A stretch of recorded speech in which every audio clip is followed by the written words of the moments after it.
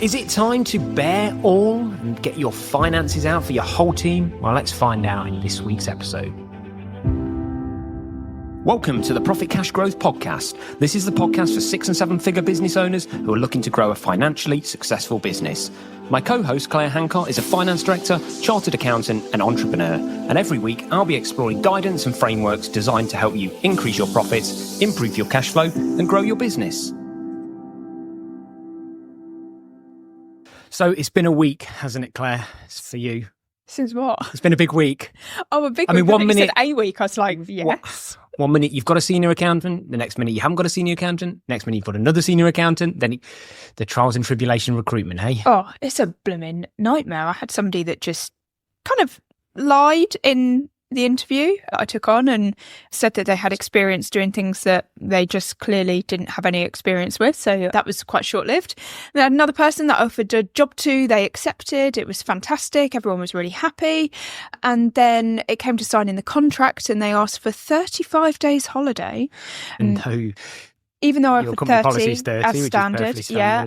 So, 35 days holiday. And I sort of politely declined and explained the reasons for that. And so they Change their mind. As you do. Which I feel like if somebody's going to decline a job because you don't give them 35 days holiday, you dodged a bullet there. But I mean, how far can you go in these interviews? I think people are getting more savvy at interviews. I think they are. And I think it's really, really difficult. Well, it's basically, my view now, I think it's impossible to even look at a CV because you've no clue if that CV hasn't just been made up on ChatGPT now. These are people that I've sat and talked to for, one person I was sitting and the second interview was about an hour and a half long. Oh, I watched you do 2.5 to 3 hours worth of multiple interviews with that person and then they just didn't have any of the skills they said they had. It was insane, absolutely insane. This ties in quite nicely to our news story this week. But let's talk about positive news this week. A few good things have happened this week, haven't they? Donkey Kong Returns came out. Yeah, we've got a Switch, haven't we? We do like playing games on the Switch, so we've got Donkey Kong, which is actually quite a tough game. It's not a game for kids, that's for sure. You couldn't play it with your kids, they'd find it quite difficult. There's so many buttons to control and things to do, but Donkey Kong came out. Tick number one. Also good, I've got varifocals for the first time. Yeah. So on one side of it, we're playing kids' games. On the other side, I'm getting old age pensioner glasses or whatever they call them. But it's good because I haven't got to keep switching glasses. So I quite like that one. And we're going to do a whole podcast like next week. We've learned a lot about business rates this week, haven't we? Yep. I'm moving offices. We've outgrown our current office. So we're upgrading and moving to a new office. And it is currently part of another business. So there was no way for us to understand what the business rates would be. And, if you don't get small business rates relief or you're not in the tapered rate, then be incredibly expensive. Almost, it would pretty much double the cost of the office. So we're going to do a little podcast next week on how you can work out if you ever find yourself in that situation where you don't know what your business rates is going to be. Maybe it's a brand new premises or service offices, that type of thing, where you don't know until you move in. It's dependent on the space you take. So we're going to do a whole session on that. I also thought this week that I had a really good idea for another podcast, which as if I've got time to do that. But what a great idea this would be. Like, you think about all the trials and tribulations we go through and all the people that really struggle. What about a podcast called Tried and Failed, where we interview business people that failed? So we just talk about all the things and all the learnings that we could do. I thought it was an insane idea, but I haven't got time for it, so it's irrelevant. Yeah, I mean, there are quite a few podcasts out there actually that do that type of thing. I mean, I went on one, but it's aimed at maybe slightly smaller businesses than perhaps our audience. I guess it's challenging to get people to come on and talk about how they didn't make it happen. But because actually what you find when you listen to these podcasts is people don't really go on and open up about what really went wrong. So they're like, this little thing went wrong and then look how amazing I am now and buy my service or buy my product. So, but I mean, I think we're quite open about some of the mistakes that we make in business, but maybe we could start talking about those a bit more on our podcast. Yeah. I think it's all good. I think, you can't grow without, failing and learning along the way. It's just how it works, isn't it? One of my managers at work for me used to write big letters on the whiteboard, fail. And I came in the office one day, I was like, what's that? It's a bit negative, but she said it's the first attempt in learning. Yeah. And I thought, I quite like that as a little phrase. It's a nice little phrase. Anyway, let's move on to this week's news story of the week, which I think, as I say, ties in quite nicely to your challenges in getting somebody to accept a job.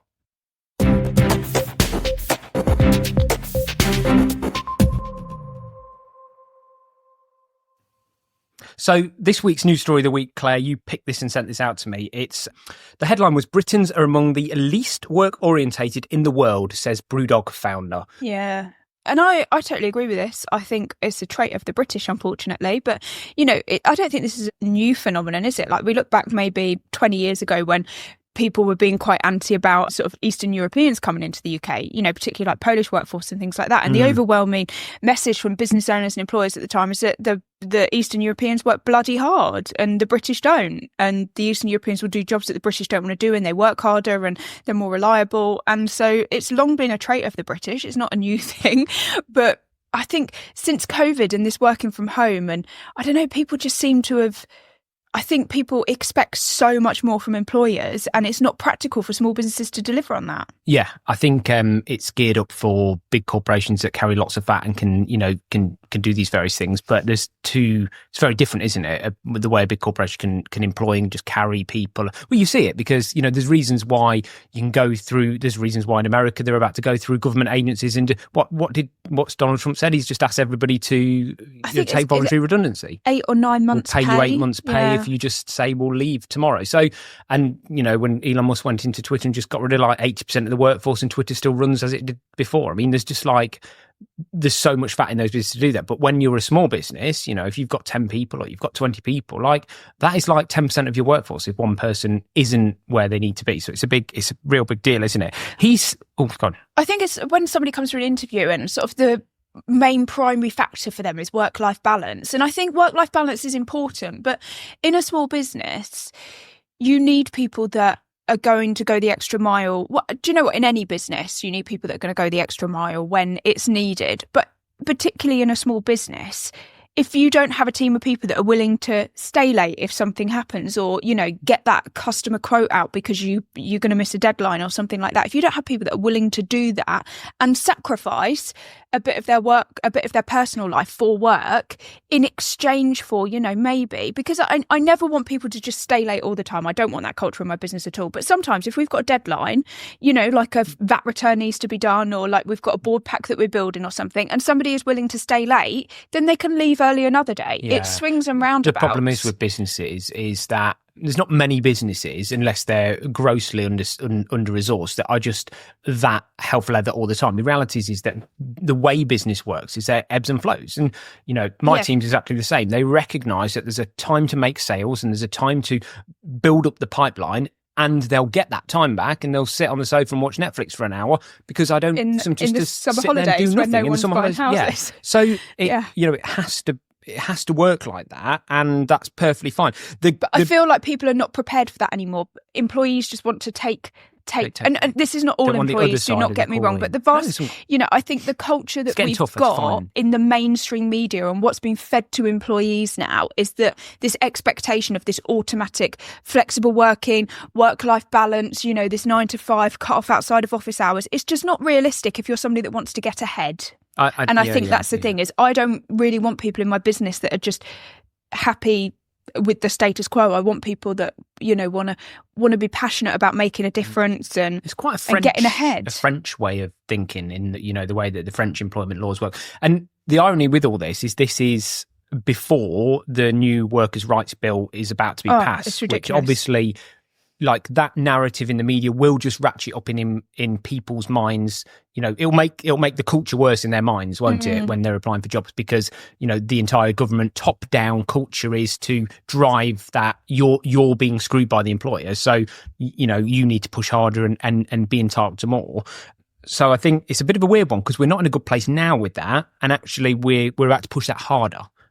And what will be interesting is what happens with businesses and the economy, because there's a news story next week we're talking about that we've already lined up about the number of insolvencies, and I think it's about to get really tough. It's continuing to get tougher because interest rates are not dropping, and they're not going to drop.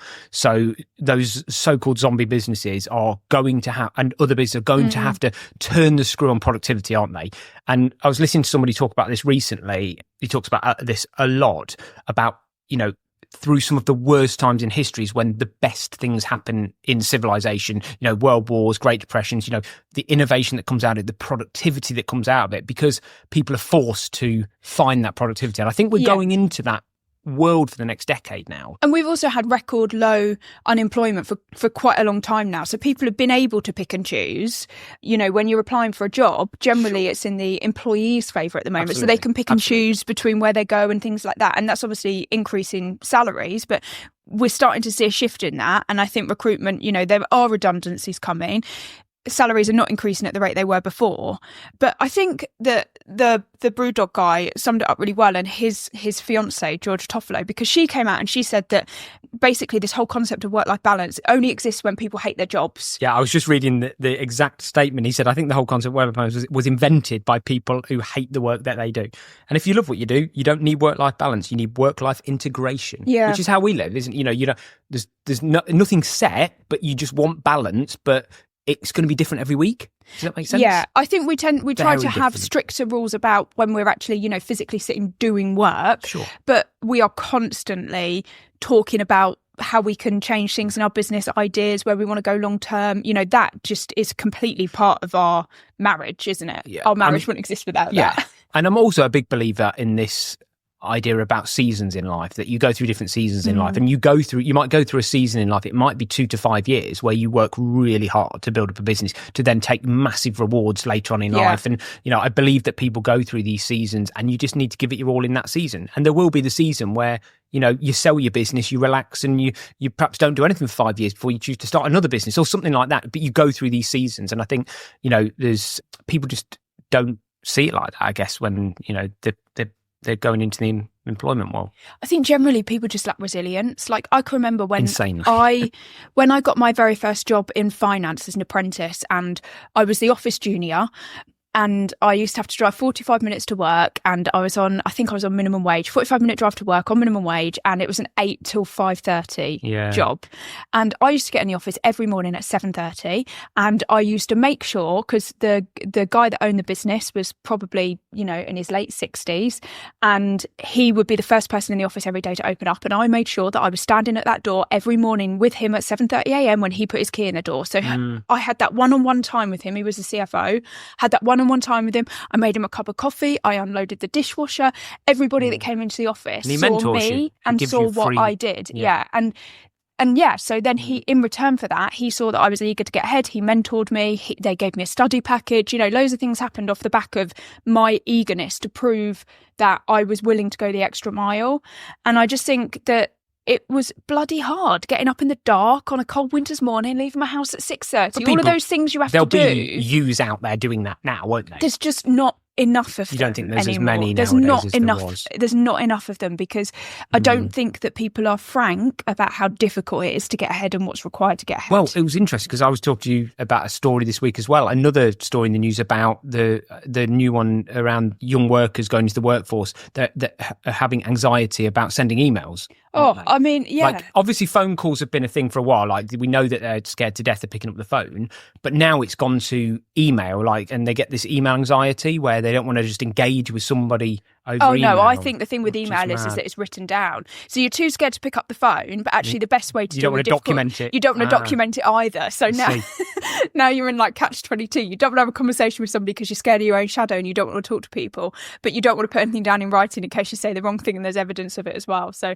yeah, I just think I think the workplace is screwed, and I think the mainstream media are pumping just complete misinformation into people that is not aligned with what it really takes to grow a business. No, I know, and therefore it's creating that culture. But those people are out there because you have inevitably recruited the person that is right, and there will be them. But rather than getting it right, you know, every 2 employees, it probably, I say now, it takes 3 employees to do it, 3 recruits to get 1 good one. I think 5. Well, maybe. I think 1 in every 5 You've just got to go through the numbers. You've got to cut through the numbers constantly. And then, and not be afraid to just, when you know, just cut. Just do it. Brutal. You just know. But it is what it is. Anyway, I think we put the world to rights on yes, work-life balance. We're a little rant. It feels like that's gone like a little bit ranty today. Like, we're not ranters usually. However, you weren't fully rant. Is that because you're emotional after this week? I do feel a bit scarred by the whole situation, but I feel very people positive listening to now. this must, like, there won't be anybody that isn't going through that. Like, everyone says the same thing. 2 biggest pains in business: recruitment, cash flow. Yeah. Yeah. Do you know what? It's ironic. I don't think that many businesses that I speak that are my customers and or I speak to, probably only about 25% of the businesses that I work with have cash flow problems, as in like they're struggling to get enough cash to pay bills. Most of the businesses that I work with tend to have a lot of cash. That's They've been quite profitable businesses. Yeah. It's different habitat. But every single one, the problem is recruitment, without a shadow of a doubt. Very tough. Yeah, they either struggle to recruit or they already have people that aren't good enough. Yeah. It's the challenge, and they're struggling with the fact they're not good enough and getting them where they need to be. And it's also, something that I'm consuming. I can remember sitting down with the CEO of a big company, like a round table session with her, and I sat next to her, and the business did about 25 billion, and she was the CEO, and I kind of said to her, what do you actually do? What does a day look like for you? And she said, my job as a CEO is to be the face of whatever is needed in this business. If this business needs customers, I'm the face for them. If this business needs investors, I'm there. If this business needs employees, I'm there. And I think that is what being a true CEO is. And it's kind of, I've focused a lot on sales and marketing and being that side of the face of the business over the last 12 months. And I think now I need to shift to being the face of, putting myself in employment situations where we can recruit good people. And that will be a key sort of strategy for us throughout the next few years, is making sure that we're at those recruitment fairs and there's a recruitment page on our website and things like that, so that when people come to us, we look like we're an employer and that people have got an avenue for applying for jobs. So yeah, I think it's something to think about as an MD. Just a really simple way of summing up what you should be doing is you should be the face of whatever's needed in your business. Sales, staff, whatever it is, you are that person. Well, there we go. From the longest news story of the week that we've ever had on to probably the longest deep dive we're ever going to have, isn't it? That could have just been a podcast. We could just cut it now. Should we just leave it there anyway? So let's move on to this week's deep dive, which I think is either going to excite some people or scare them to goddamn death.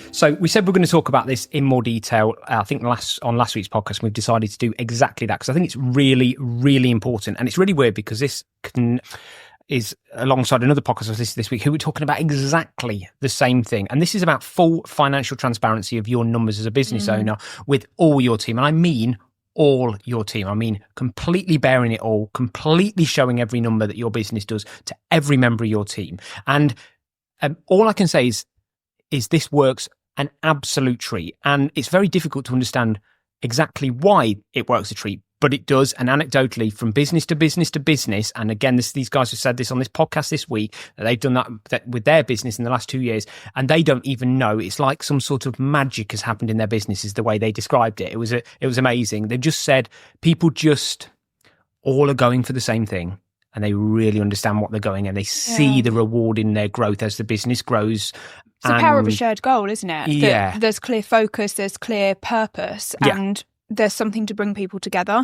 So we're big advocates for sharing your numbers with your teams. And I think a lot of businesses will generally have some sort of sales target, whether it's quantity of customers, turnover, generally those numbers are known within the business. But we're talking about getting to the nitty gritty of like sharing profit, sharing cost base, things like that. So we'll talk through that in a little bit. But I also think that for small businesses in particular, there is a change in the law coming with Companies House at the moment. Small businesses only have to publish their balance sheet, so you can never see how profitable a business is. But that is changing over the next few years. There's new legislation coming in, and every business will be required to publicly publish its profit and loss statement. So do you think that's going to happen? Because you've said that for 4 years now. It is still going through the legislation. Exactly what's going to be required is yet, the finer details, but the Leasehold Reform Act. It does seem like it is coming. It's pretty far along the road. So yeah, I think that is coming, and I think that there are lots of benefits to it that business owners can get on board with now and embrace and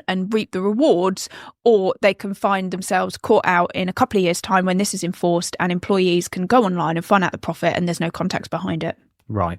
Okay, well, let's break this down into a structured manner so people can follow this and they know what's coming up in this particular episode. So we're going to break this down to 5 points we're going to discuss. We're going to discuss, first of all, why consider full financial transparency. Then we're going to talk about how to do it right, the benefits, the risks and the challenges, and then how you would transition to that transparency. So should we start with, obviously, the why? Why should businesses do it? What are they going to get from it, Claire? What's your take on this and what do you see out there? The first thing that I see come out of this the most is information to employees. Like, employees will understand on a daily basis decisions that they're making and how it actually impacts the business long term. Yeah. You know, if you've got employees that aren't fully aware of the finances of your business, most people are great employees and they're doing their best, but they don't actually understand whether the decision they're making is right. So, for example, what happens when you discount a customer? What impact does that actually have on your bottom line? Or what happens when you extend a customer's payment terms? Or what happens if you just agree to credit an order for a customer and do a free return when actually that customer wasn't entitled to a return? It's about understanding those consequences in full so they can make better informed decisions that benefit the business. Because they're trying their best to make decisions, but their decisions will only be based off the information that's available to them. So if you give them more information, they'll make better decisions. And I think where this becomes really interesting, because we always talk about growing businesses and sales numbers and turnover, but actually for those departments and areas and people in the business that are out and out cost centres, they can watch that if their cost goes up, just how that impacts the profit number. And therefore, as we'll talk about later, if you do link broader team incentives to that bottom line profit, actually by them spending more, they actually damage their incentive. Yeah, so like a classic example is if you've got a purchasing department or a purchasing person ordering stock, for example, they might think, this supplier is offering a 5% discount this week if I buy 3 months worth. And they're going to think, I'm doing a really good job by getting a great discount on these products for my employer. But actually, your employer's got no cash flow and you've just completely screwed them. And now they don't have enough money in the bank to pay their payroll bill. Yeah. Because you didn't make an informed decision. Yeah. So it's that type of scenario where they could make a better informed decision if they knew that the pinch point for that business was actually cash flow, not profit. Yeah. Okay, so how do we as business owners do this right? So, what should we be sharing? What level of detail? Exactly how should it be presented? The actual nitty gritty of that. What's your view on this? Yeah. And when? Like frequency, I guess. So my suggestion is that you put together a limited amount of information. So maybe 5 sort of key numbers for your business that you would share on a monthly basis. Okay. So the collapsible GL codes, like? Well, so on a monthly basis, for example, I would probably be sharing, obviously, sales, but my suggestion is that sales is what you're reviewing weekly with your team. Sales and gross margin, you're reviewing those weekly. Then every month, I would be adding in profitability and cash flow, and then exactly how you explain cash flow. For example, it might be that you talk to your team if you give a lot of customer credit, that you're, instead of cash flow, you're talking about customer credit balance and things like that. So you need to put the right context on it for your business. Or if you're a stock-based business, you talk about how much stock you're holding, because that's the biggest drain on cash flow that you've got. And then maybe on a quarterly or 6-monthly basis, you can do a bit of a deeper dive into the numbers and really get to the nitty-gritty of getting some KPIs out. So for example, average customer value or average transaction cost, all of those types of numbers that you would maybe do a deep dive into and pick some specifics that you want the team to be a bit more aware of. I guess this is similar to the episode that we did, Mastering the Big 5 Numbers in Your Business. They're probably the numbers you want to share with the entire team, aren't they? The Big 5. So my suggestion would be is that you want to make your team aware of your turnover, your profit, and maybe your cost base or your break-even point, depending on what the right thing for your business is. Like, for example, like my business, where we're a service-based business, the thing that we talk about a lot is we talk about our monthly payroll costs, so people understand the level of business we've got to do to cover our monthly payroll. Sure. We've got obviously other overheads, but that's the main thing that we're talking about is the turnover to our labour ratio. So it's just finding that right number for you. For a lot of businesses, they could just, if you want to keep it simple, just go a break even. What's your monthly break even point? How much do we need to sell every month? Just keep the lights on and keep salaries going out, and making your team aware of that number. And then putting some context on it, because quite a lot of businesses, small businesses that are doing sort of several million turnover, will be quite profitable. So you've got to make sure that there's context on that number. So it's, okay, we might be profitable, but we've got all this cash tied up in customer credit terms, in stock. So therefore, it's not accessible money that can go into anyone's pocket, or it's going back into reinvesting in the business. It's creating the narrative around that, isn't it? Yeah, absolutely. So if you are a business that's quite profitable, then I would also then be talking to the team about how much cash you're actually generating. And then you put positive spin on it, and it's what you do with that cash. Yeah.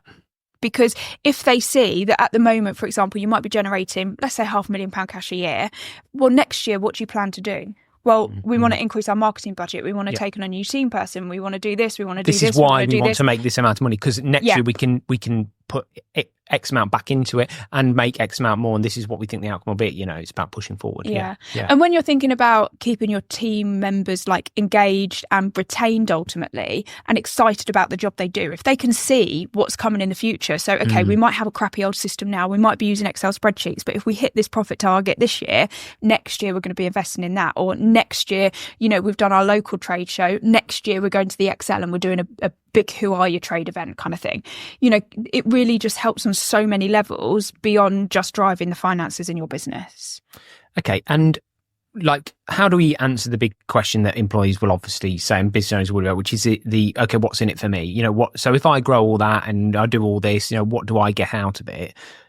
Where do we answer that? Because there's lots of people do lots of different things. I don't know.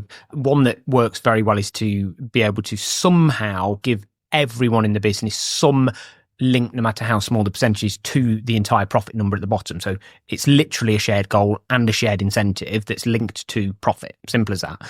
That can work very well. Any other sort of solutions? What do you mean, sorry? Well, in terms of, employees are going to say, you're making X amount of profit. Why should I grow my profit? What's in it for me? I'm not saying they will say that, because obviously they're salary to do it. But I guess there's going to be, if you're going to continue to grow the business and they're going to drive that profit number, there's going to be resentment if there's no shared benefit from them, I guess. Or is there? I don't know. That would be my view as an employee. Yeah. I'd be dead resentful. It's a difficult one, because honestly, I think if you've got the right employees in your business, they're not going to be resentful. Because if you have an employee that's in your business and is totally motivated by money alone, that's a very difficult employee to manage. It's a very difficult employee to retain. You want somebody that is perhaps a bit more rounded and might look at the bigger picture and think, okay, what am I getting out of this beyond my paycheck every month? Well, I get access to learning and development. I get mentoring. Do you know what I mean? There's all these other things that employees get from a job above and beyond a salary. And I think it's about making sure that you're clear on what that is, and that if you've got employees and their only sole interest is money, then you've got a cultural issue in your business. Yeah, I don't think it's a sole issue, but if you want to put those numbers up and you want to incentivize and drive people, I think having no incentive, why should they bother? They know they're going to get paid their salary. They don't need to do anything more with it. I don't think you've wholly convinced me that on that one. Look, I think every small business actually that I work with, they have some sort of employee reward scheme. And generally small businesses don't give these structured bonus schemes and things like that you get in bigger businesses. But when the business does good, they tend to get an annual bonus and things like that. So you can put a bit more around that. But I think it's what I've just mentioned. If we make this profit next year, this is what we're going to be doing to reinvest that money and keep this business growing. And if you've got employees that are motivated to keep getting ahead, well, actually, the bigger the business gets, then the more you can earn, because you can become a team leader and you can have a team that works underneath you, and the business, you can grow with the business. Yeah. So if you do have employees that are just motivated by money, you've got the thing of, well, if we hit this target, everybody will get a bonus, or if we hit this target, we'll go out for a team meeting, team day out, that type of thing. But also, if we hit this target, we can then afford to have a marketing manager, and Sarah, as the marketing assistant, you might want to apply for that job too. Yeah. Great. Okay. So benefits? Well, I think we just sort of covered that, up most of that off, really. Yeah. So this is the big one for me, and I know it'll be in the mind of most business owners, really risks and challenges. So I guess one of my biggest concerns as a business owner would be is those numbers going to a competitor, numbers going out to the market, numbers leaking all over the place. And what do we do about that?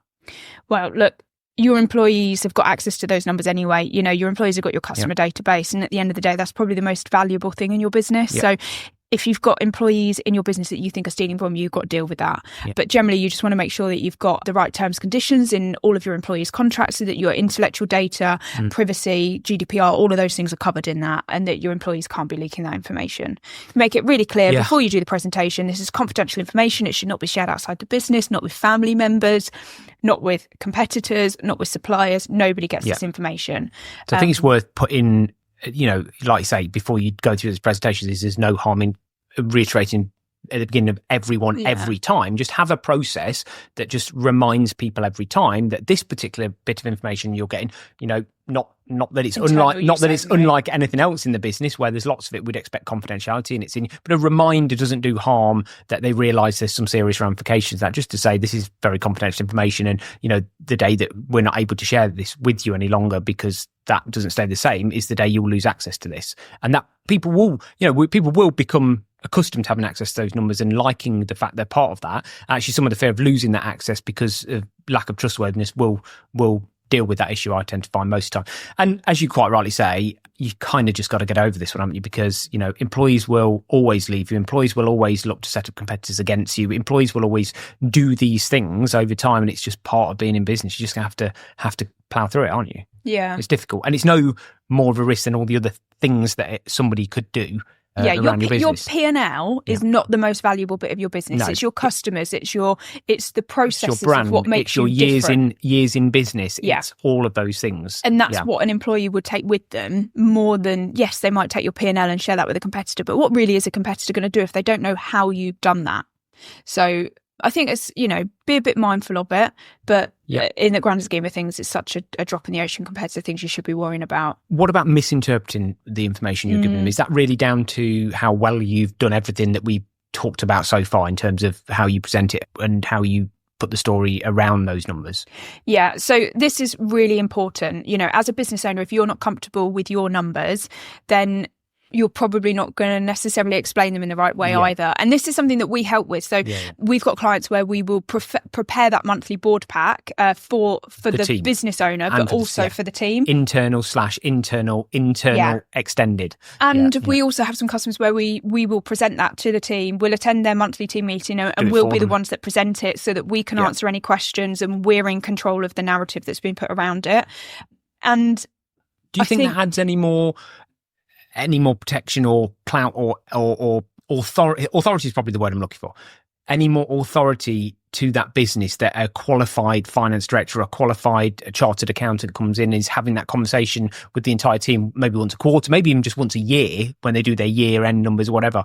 Do you think that adds some authority to that business or to those employees in the way that that's presented? I think that there are pluses and minuses to it. So firstly, the main thing is that the employees get a really clear, concise message because, I'm quite practiced at presenting finances. Sure. However, there is the flip side that if it's perceived that this is something so complicated that the MD had to get a specialist in to present this, then we're not going to understand it either. Okay. And so it can, therefore, just the very mere impact of me being there can make people think, oh my God, if we need a professional to do this, it must be really complex. Yeah. But also, when I'm sitting in that meeting, so one of the things we always do when we present the numbers is it's present the numbers, but then what? What do we want people to do with this information? So we always make sure there's a lasting message. So if the lasting message, for example, is that, our cash flow, the trend on our cash flow isn't right and cash flow is really tight. So we need to go away and we need to call every customer and tell them that they're now on 30 days, not 30 days, end of month. It's that type of thing. It's making sure the action at the end is really clear so that it's not just a download of information, off you go and keep going with your normal jobs. It's here's all the information and this is your action over the next 4 weeks that we need you to implement in the business to drive this number in the right direction. But that is just like what I would call the cascade effect because what you've just described to me is exactly what we talk to business owners about what you do. Yes. And all you're talking about is that business owner then cascading that same information delegating it out in different ways throughout his business, his or her business. So when we do that so the businesses that we work with, when we then do that, what I think it does is it gives, I don't come across as scary, but people tend to do what I ask them to do more than people tend to do what I ask them to do in a meeting. If I say, look, this is an action, please everybody take this action. In 4 weeks' time, we're going to come back and review how that worked. That action tends to get done. Because you're their accountability person. Exactly. And I'm separate from those probably 25 things every day that the MD is already asking. And they don't want the embarrassment of sitting with you in a month's time, having paid you to go, I didn't do it. I don't think it's necessarily the embarrassment because we don't then sit around the table necessarily and call people out for not doing it. We don't sort of do that sort of thing in that meeting. That would be for the MD to call somebody out if they thought they weren't doing it appropriately. Yeah. But what it does do is it creates that very clear separation of this is sort of this one-time event that happens and just involves Claire and her team, and then the everyday stuff, because the MD will be asking the team to do things constantly throughout the day, and therefore this message around the finances could get lost. Yeah. So it just keeps it really clear, really separate, and I think that drives a massive level of accountability and also people's engagement in driving these numbers. So how, final one on this risks and challenges, is dealing with we discussed it last week, the I want a pay rise question. I'm this, I'm that, we're doing really well. You know, it ups the volume of people that knock on your door asking for more money.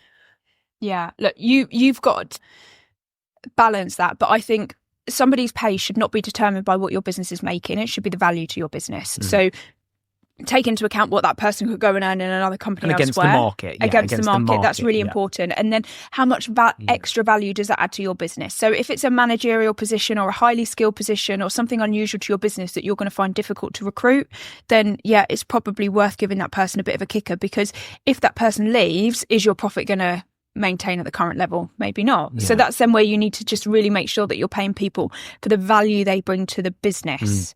And if you can demonstrate to your employees that you're paying them in line with the market rate and in line with the value that they bring to your business, I think your employees would struggle to sit there and articulate to you why they deserve more money.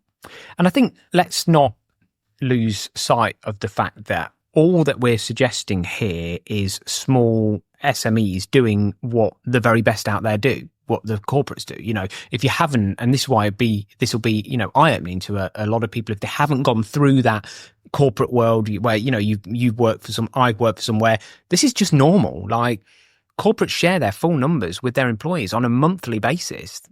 I would say as well, is if you're a business owner and you're sort of listening to this on the fence a little bit, I don't know if I want to share that I make 500k a year profit, for example. Share your EBIT percentage as a minimum, because that EBIT percentage you're essentially saying to them, for every £100 of sales you do, we make 15% or £15 profit. So your employees can kind of work this out in a roundabout way, but it softens the blow a little bit. But also you can then add on that, you know, after EBIT, we've got interest, we've got taxes to pay, so we make less after that. And you can say, you know, the owner's salary's got to come out of that, etc., etc. Sure. So you can put this other layer on that still keeps your overall net profit a little bit disguised. But as an absolute minimum, just share that EBIT percentage if you're really nervous about sharing your actual profit value. To be honest with you, unless you're one of the very few disgustingly profitable businesses out there, which you're probably not, then you're probably making somewhere between 10 and 20% profit. And I don't think that if you put the percentage next to the profit number, so they're not just looking at the nominal number, but they're looking at what that is as a percentage of your turnover.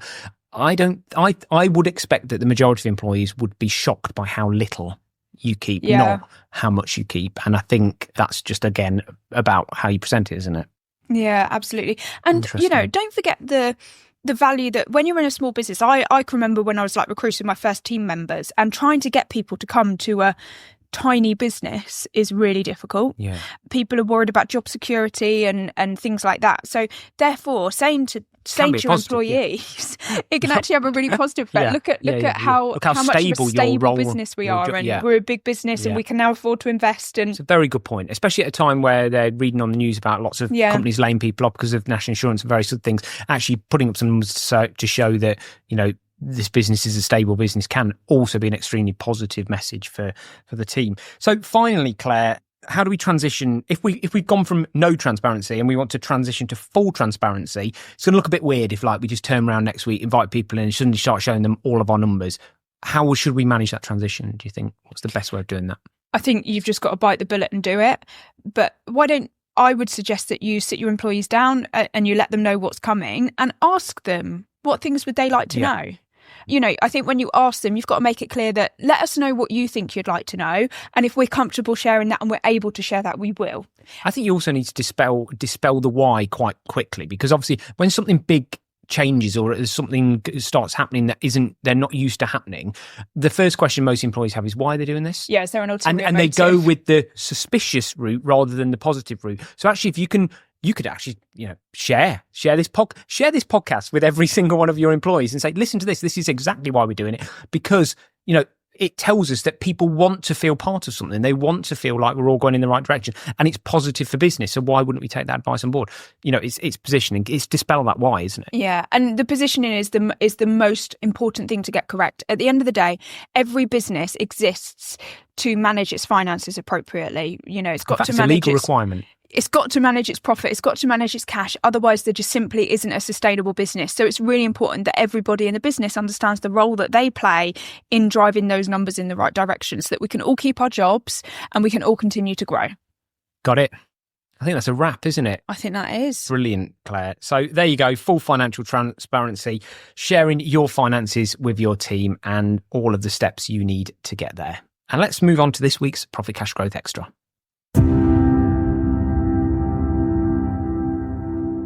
You're very excited about this one coming back, aren't you? It's back, baby, isn't it? It's back. It is. What is it? We have a little routine. We go every Sunday morning. We go into town. Simon gets a bacon and omelette roll from Greg's. Well, sometimes it's bacon and sausage. Sometimes it's it's bacon and sausage. And then we go to Waitrose. We do our weekly shop and we get the paper. Free coffee. And now you get a free coffee, don't you? No, we've always got free coffee, but you had to spend. So this is the Waitrose free coffee offer is back. And this is the really good one. This is the good one from like a few years ago. This is the free coffee per day, irrespective of spending anything in Waitrose. Now, the reason I put this as Profit Cash Growth Extra is because if you work in a town, as my office is, your office is in the town near the Waitrose, I go to Cafe Nero, I'm spending £3.50 for a coffee. I can now just go in Waitrose, maximum of one per day, which I think is perfectly fair. And you just go in, you scan your Waitrose card at the coffee machine, fill your coffee up and walk out. You don't have to spend a penny. And Fantastic. It's really 2 per day, isn't it? Because I've got Waitrose card. Well, yeah. And you can have so a Waitrose I scan card, your card in the morning and mine in the afternoon. So you get one in the app, but you can put the Waitrose cards in your Apple Wallet. So you could actually just get loads of email addresses. Like you could sign up to like 10 Gmail accounts and have 10 different Waitrose accounts if you wanted to. I mean, probably that's against the rules, but I'm sure Waitrose aren't listening to this and would never know that I'm suggesting it. So they've done this. This is why are we doing so many news stories of the week here? They've done this because M&S are nipping at their heels again and they want to bring footfall back in. So yeah, I think it's great. The greatest thing about this is their coffee's really good as well. It's right up there with all the best coffee shops. So yeah, you do need to take your own cup though. Don't forget that. You must have your own cup. They don't do paper cups. But yeah, you can get a coffee every single day of the week, 7 days a week and for free in Waitrose. Offer came back last week and until further notice. So that's my Profit Cash Growth Extra this week. What do you think, Claire? As a non-coffee drinker, I think it's an incredibly... They do tea. Yeah, but no, you can get tea. Tea in a takeaway cup is not nice in any sort of cup. Other than your mug at home, a cup of tea tastes like crap. Mentalist. So yeah, I literally couldn't give a hoot. Okay, well, it's just one for me and whoever else in the audience really likes free coffees. Thanks for joining us for another podcast. Hope you like that one. I think that was a really, really good episode. And if you're not sharing your finances, seriously consider it. Honestly, the amount of businesses I talk to that just say it's changed the trajectory of their business because everyone's just on the same page. So, and as always, if you feel like you might have outgrown your current accountant and you'd like to speak to Claire and the team at Profit Cash Growth, please jump onto the website profitcashgrowth.com. On there, you can book a free financial health check of your business where we'll root through all your finances, give you a lovely report to sort of start you off on things that we can recommend to help improve the direction that you're going. Go through the back catalogue of podcasts. They're all evergreen as always, and take a listen to any of them. And as always, we just ask you if you wouldn't mind giving a little bit back to us, which is just to share this episode with another business owner that you know and say, hi mate, I've heard you're not sharing your finances with your team and this is why you need to. We'll see you again next week.